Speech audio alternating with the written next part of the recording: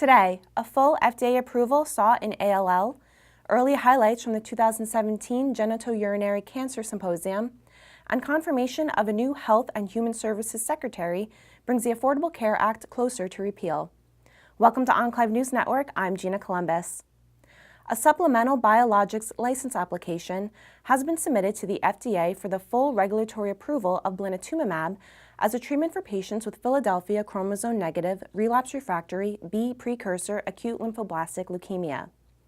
The application was based on results from the Phase 3 TOWER study, in which the median overall survival with the anti-CD19 immunotherapy was 7.7 months compared with 4 months with standard chemotherapy. The sBLA also provides evidence supporting the use of blinatumomab in patients with Philadelphia chromosome-positive, relapse-refractory B-cell precursor ALL. Also in the TOWER trial, treatment with blinatumomab reduced the risk of death by 29% versus standard chemotherapy. The OS benefit with blinatumomab was observed across pre-specified patient subgroups based on age, prior salvage therapy, or stem cell transplant. Additionally, the study was halted early for efficacy based on the recommendation of an independent data monitoring committee. The complete response rate with blinatumomab was 39% compared with 19% with standard chemotherapy. The FDA granted an accelerated approval to blinatumomab in 2014 as a treatment for patients with Philadelphia chromosome-negative, relapse-refractory B precursor ALL, based on data from a Phase 2 trial. The drug's label includes a boxed warning regarding cytokine release syndrome and neurological toxicities. During a presscast ahead of the 2017 Genitourinary Cancers Symposium, reports of an analysis showed that the use of antibiotics up to a month before treatment with a checkpoint inhibitor might decrease the efficacy of the immunotherapy agent. The retrospective findings raise suspicion of the relationship between gut microbiota and antibiotics and their effect on immune checkpoint blockade agents. Specifically, in patients with metastatic renal cell carcinoma, those who had received broad-spectrum antibiotics had a shorter median progression-free survival rate when treated with checkpoint inhibitor immunotherapy compared with those who had not received antibiotics of 2.3 versus 8.1 months, respectively. At a median follow-up of 6 months, overall survival results were not yet able in the overall population. However, a negative trend was already observed for patients who received prior antibiotics. The objective response rate also favored patients who had not received antibiotics. In a subgroup of 62 patients who were treated with single-agent nivolumab, patients who had not taken antibiotics showed a greater PFS rate, which also achieved statistical significance. In the same subgroup, OS was also significantly higher in patients who had not recently taken antibiotics. A multivariate analysis for prognostic risk factors showed a hazard ratio of 4.17 for those who had not received antibiotics compared with those who did take them.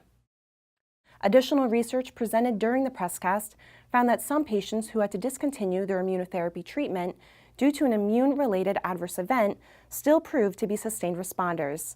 This was found true even after being off of the therapy for more than 6 months. In the small retrospective analysis, 8 of 19 patients with metastatic renal cell carcinoma were able to remain off of additional systemic therapy for more than 6 months. Of these, 6 continued to be free from disease progression.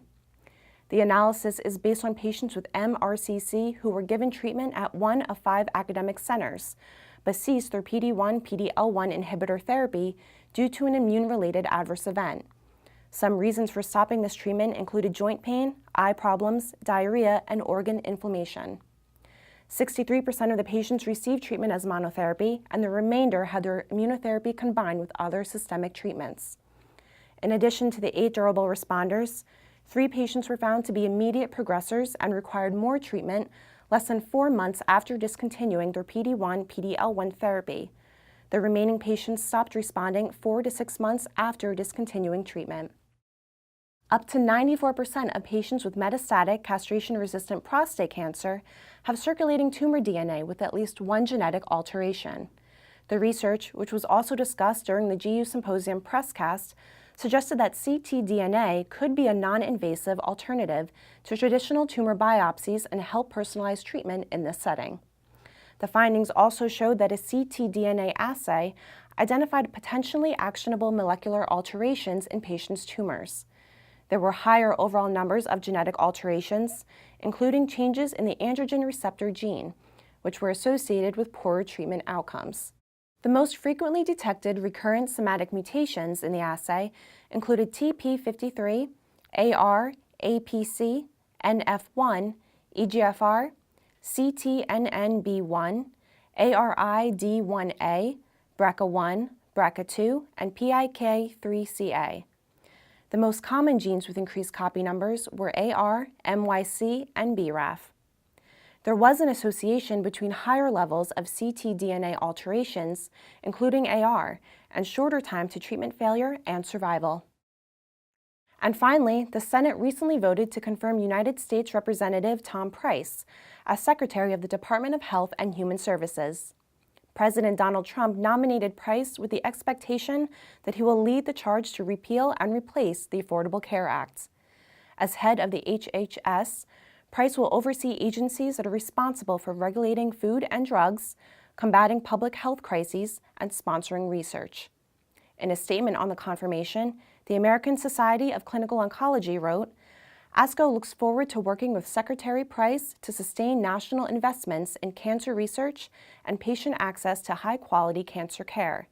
We are hopeful that his appointment will positively impact the care received by all Americans with cancer. That's all for today. Thank you for watching Enclave News Network. I'm Gina Columbus.